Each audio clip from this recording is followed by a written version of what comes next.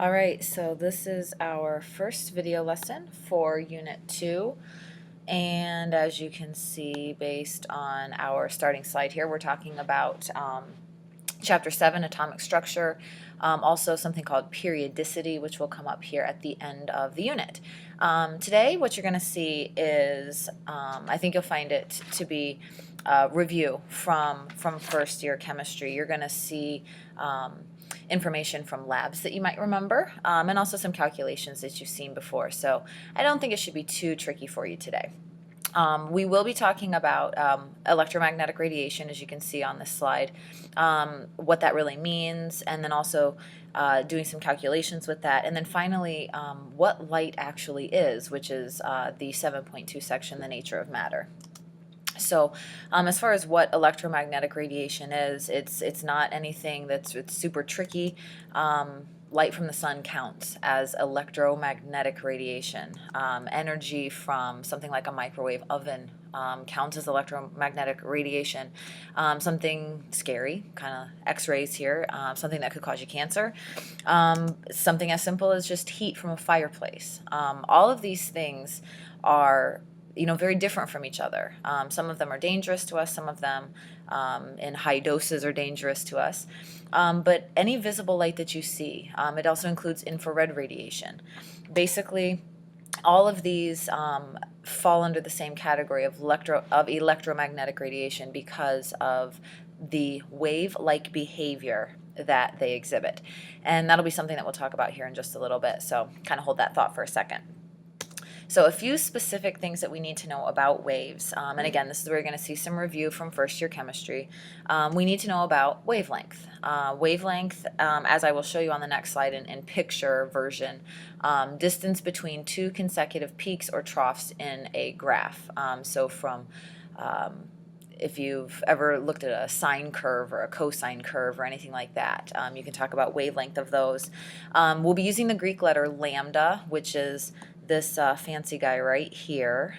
This wavelength is going to need to be in meters, and that's because of a constant that's coming up here in just a second.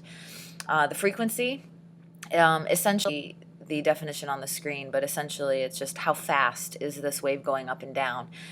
So if you have a nice long kind of up and down stretch between your within your wave, then it's said to have a very low frequency, where high frequencies are just up, down, up, down, up, down. The frequency will be measured in seconds, again, because of a constant coming up here shortly, and it's the Greek letter nu, which is sort of a flippy little VU sort of thing. And that constant that we were talking about would be the speed of light. The speed of light I will show you on the next page, but if you notice here, the speed is in meters per second, hence wavelength must be in meters and frequency must be in seconds. If you would take a look in a textbook, and I'm asking you to make your first note card, I do believe it's your first note card, figure 7.2 on page 293, it just gives you some information about electromagnetic radiation, so it actually ties to the last slide also. As you can see at the bottom of this, be sure to know just a few things. Visible light and the nanometer lengths that you would see visible light, as well as the IR and UV. So IR is infrared. Think night vision goggles, whereas UV light is, of course, light from the sun, the stuff that burns your skin. Notice in the parentheses at the end of UV and IR that I do give you a little bit of information about that. It's important to understand how frequency, which again is the V, and wavelength, which is lambda, relate to energy. So understanding that UV radiation, shorter wavelength, means it's a very high frequency, which means it's high energy, and that's why UV light from the sun will burn your skin and cause issues and cancer and such. No big deal. Whereas IR radiation, longer wavelength, has a lower frequency and it's a much lower energy, and it's not really anything that has a big issue for us. So if you would like to for a second, just pause the video, go ahead and make a note card of what you find on that page, or at the very least just these bullet points at the bottom I think really should be fine. Okay, so as promised, a quick little picture here. So you can see at the top, right over here, hopefully you would see that this is a longer wavelength. You can see your lambda right here. So the distance between two consecutive peaks is relatively long as compared to the second graph where it's relatively short. So a large wavelength means a low, and this is supposed to be your little flippy V, but apparently my font is a little bit off. Whereas if you have a small wavelength, then you're going to have a high frequency. So high frequency, up, down, up and down, up and down, it repeats very quickly. So this is an inverse relationship, as you can see, and it is related, the wavelength and the frequency that is related through the speed of light. So the speed of light is something that you'll need to make sure that you are clear about, 3.0 times 10 to the 8th meters per second. That is not a number that you need to memorize. It is on the AP equation sheet, but you'll memorize it pretty quick because it's pretty easy anyway. Your frequency, as I mentioned, it has to do with seconds, but you may notice at this point where I'm actually now calling it a whole bunch of different things. So I know this is a point of confusion at times. Hertz, 1/seconds, or seconds to the -1 power, which is stated as inverse seconds. All of these three units of measurement are equivalent. They are exactly the same, just a different word for the same exact thing. What I would suggest you get very familiar with is the notation here, the inverse seconds. That's the way that AP really likes to present units like this. So understanding that inverse seconds is the same thing as 1/seconds. And when you do the calculations, you recognize that your seconds is generally going to be on the bottom of this mathematical ratio, and you end up with inverse seconds. Finally, your wavelength needs to be in meters. And the tricky part about that is that if you go back a couple slides, in fact, how about right about here, do you notice that these numbers are in nanometers?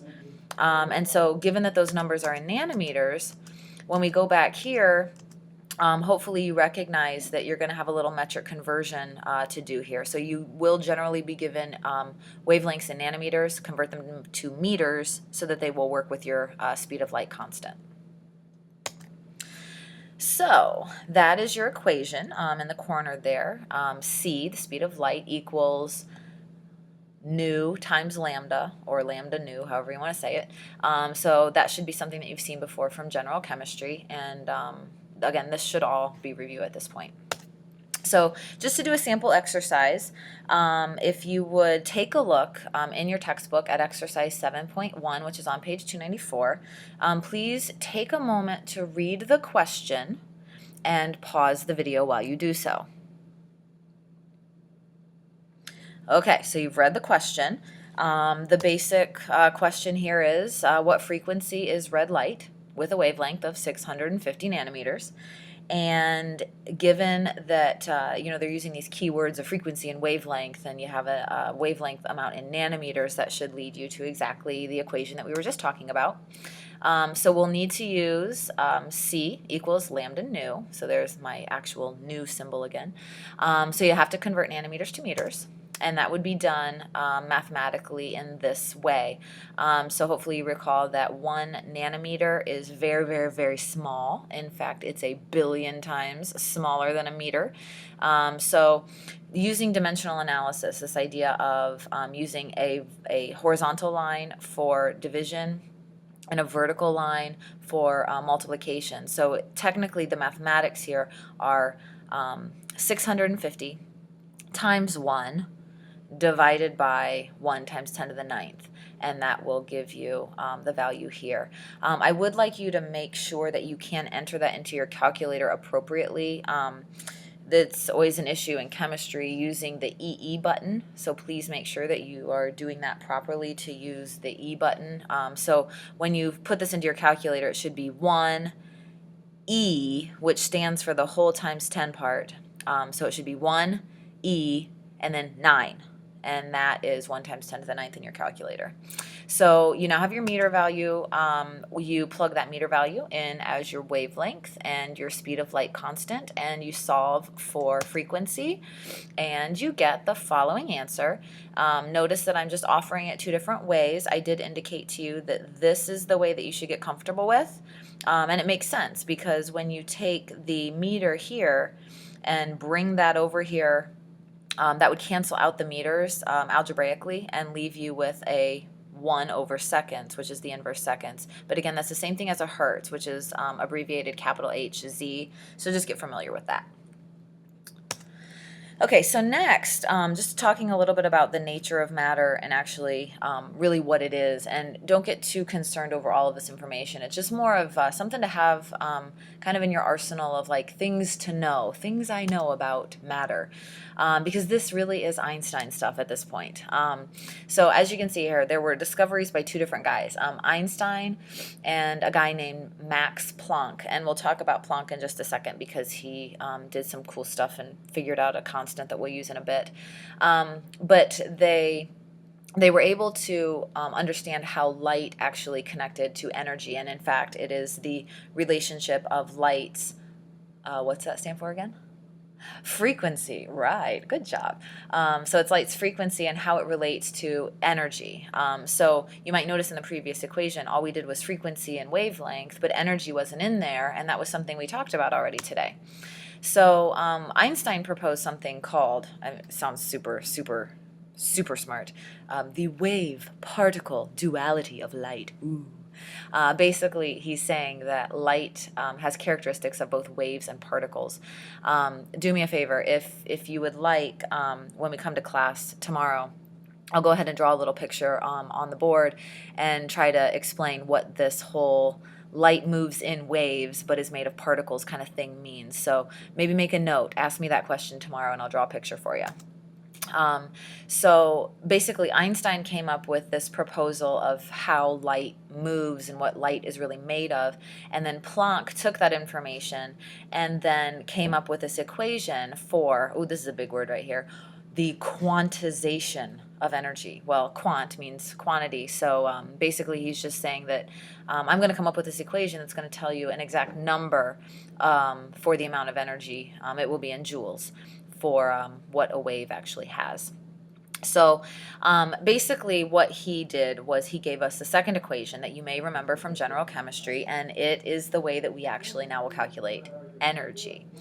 You might also notice at the very bottom it says that these energies correlate to the energy levels in an atom, and that's something that we'll talk about as we continue here today. So this is the equation. The E is energy. The H is something new. It's going to be Planck's constant, and the U again is actually your frequency. That's your, there you go. You can see your fancy frequency number or your fancy frequency symbol right here. So I don't know. The font's just giving me issues today. So notice that I do have in the E bullet point there that I have something underlined, that the energy you're getting is of a particle, a single particle.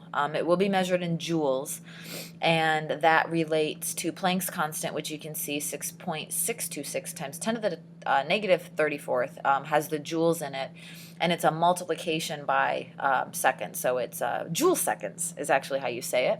And then the frequency, remember, is in hertz, but hertz is the same thing as inverse seconds, so you can see the seconds connection here back to the hertz if you follow all of the crazy things that we were just talking about with hertz and seconds and stuff. So this equation is used in conjunction with the one that we just talked about to get the energy. And so basically the way this all works, if you remember from general chemistry, is that you're given usually a wavelength and asked to find energy, and so you have to use both equations, or the reverse of that, you're given energy and then asked to go back and find a wavelength. So actually we will do an example of that. I'm glad you asked. On the next slide. So sample exercise 7.2, page 295. If you would just do me a favor again, read the question in the textbook and please pause the video while you do so. Okay, so you've read the question. So basically, what they're asking, you can see that they're giving us a wavelength, and they want us to find energy. And the thing you have to understand is that there's no direct way to get from wavelength to energy. It's going to require two equations. So one of the things that I know is sort of tricky maybe in this question, they mention increment of energy, and that's just a really goofy way of saying, how much energy is it? So don't let that fool you. So your first step, again, you're given a nanometer amount, so you're going to need to convert nanometers to meters first and foremost. Once that is done, then you can go back to the equation that we were working with before. You can use the speed of light, and you can calculate your new value, which is your frequency. And you'll find frequency 6.67 times 10 to the 14th inverse seconds. From there, now we're using the new equation, so we have a frequency. And we also have here h, which is our Planck's constant, which is right here. So multiplying those two values together will give us the energy. And I want you to note here that it's energy per one photon. Again, we mentioned that on the last slide, per one photon. And one photon is basically one particle within that wave of light. So that would be your answer for this sample exercise. But I have an extra question. How much energy is in a mole of photons? You're excited, aren't you? Like I can see the smile on your face right now. Okay, so how much energy is in a mole? Well, let's see. How many photons are there in a mole? Ah, that's right. Avogadro's number. So we have to use the 6.02 times 10 to the 23rd. To get this extra portion of the question taken care of. So you can see the mathematics on the screen. Hopefully that makes sense to you. We're saying this is our answer from the previous problem, and that is again a joule, the number of joules per one photon. And we want to know in a mole of photons, so if there are 6.02 times 10 to the 23rd photons in one mole, doing our mathematics, just multiplying the numbers together, we now have 2.66 times 10 to the 5th joules of energy per mole of photons at this wavelength of light. So a little twist on what we had from the example problem. I'm glad you enjoyed that. That was fun. Okay, so how about a practical application of all of this? Because the mathematics is awesome and all, but there is a practical application, and it is flame testing. You guys should have done a flame testing lab in general chemistry. I know that Mr. Wolf and I both do it, so this should look a little bit familiar. Some of the colors that we see in this are maybe not the greatest, but I just like the graphic a lot. Actually, barium is usually more of a green color. Potassium does show this sort of pinky red color. Sodium usually is more of an orangey color, but sometimes it can take on, more of a reddish orange. Calcium is definitely orange. Zinc is not one we typically do, but strontium is, and that's a very, very bright red. Magnesium will burn bright white. Let's see, lithium is kind of similar to potassium. It also has that sort of a pinky purpley kind of a color. So those are some things that you should be familiar with, but you may be wondering, well, like what the heck is happening there? Well, here's what is going on. What you're seeing is not an atomic emission spectra. I'll show you that in a second. But through a flame test, what you're seeing is a collection of the atomic emission spectra. I'll explain, don't worry. So atoms give off light when they're heated because their electrons are getting all excited from all this extra energy you're giving them with the heat, and they begin jumping energy levels like crazy, sort of like every electron is like a piece of popcorn and it's flying around. But the problem is, as you can see here, and then they return back to their quote-unquote home energy levels. Basically, when they get excited and they pop out to a new energy level, they kind of get out there and they look around and they're like, wait a second, I'm not in Kansas anymore. This is not home. And they sort of, if I give them a personality, they sort of literally want to return home. And so they do. When they return home, as you can see right here, this results in colors of light being emitted that correspond to the energy jumps. So basically, the more energy levels that they jump, you're going to see a different color. The fewer energy levels they jump, you'll see a different color. So if they jump 1 energy level, or 2, or 3, or 4, or maybe even 7 energy levels, you're going to see different colors emitted from that. So it says here you can see a complete view of all energy jumps in something called an atomic emission spectra, and it looks like this. Oh, I'm sorry, it doesn't look like this. This is hopefully a visual description that makes sense to you.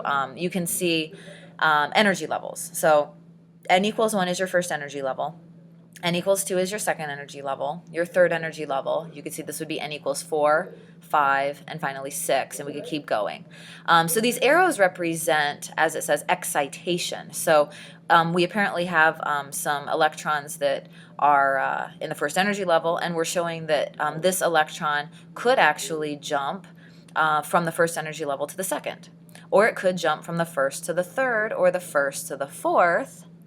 And then if it gets to the fourth, let's say, it could drop all the way back to the first. It could drop from the fourth to the second, the fourth to the third. It could end up maybe just being at the third and drop all the way back, or from the third to the second, or from the second to the first. So these are options right here that I'm kind of boxing here. These options are the return home. And so based on which of these options the electron might do, that's going to correspond to a different color. Because as you can see, there would be a different amount of energy emitted with each of these returns. Again, if you want to make a note, if this is a little bit dicey for you, please remind me tomorrow, and I have a picture I can draw that also shows this in maybe a little bit better form for you to understand. So if you have questions about it, please ask tomorrow. So again, you have the ability, sorry, let me go back. You have the ability of having all of these options for these energy emissions, and these are going to emit light. And when they emit light, you get what's called an atomic emission spectra. So notice just at the top, focus on the top first, hydrogen. You've got a red band, you've got a light blue band, kind of aqua color, a darker blue, you get some purples, and then into some even more, and we're getting towards UV light at this point. But you can see that there is a collection of colors that are actually emitted from hydrogen atoms when they get excited, and it's these electrons jumping. So each of these colors, each of these bands of light is corresponding to a different energy jump. So just throwing it out there, this one could be jumping from the fourth energy level to the third. And the next one could be from jumping from the fourth to, say, the second. So any of these are possible. And you can see that sodium, helium, neon, mercury, any element that you would put into a flame is going to produce something that is unique. So what you're looking at right now is exactly the same as a fingerprint. It's a fingerprint of an atom, just like no two human fingerprints are said to be the same, unless you're identical twins, of course. But these are also fingerprints that are not the same. So when you see the flame test colors, what you're seeing is a collection of these colors. You probably remember from, I don't know, like preschool or kindergarten, that if you mix colors, you get a different color. And so if you take all those colors from hydrogen that are shown and mix them together, you would get that one color of hydrogen that you actually see. So hopefully that makes a little bit of extra sense. So this is actually the final slide, and just an FYI, there's a few sections within the textbook that we're not covering. Low importance, not a big deal. So just do me a favor. Again, any questions that you have, bring them back to class tomorrow. We'll discuss those first before we move on to some homework. Cool. See you later.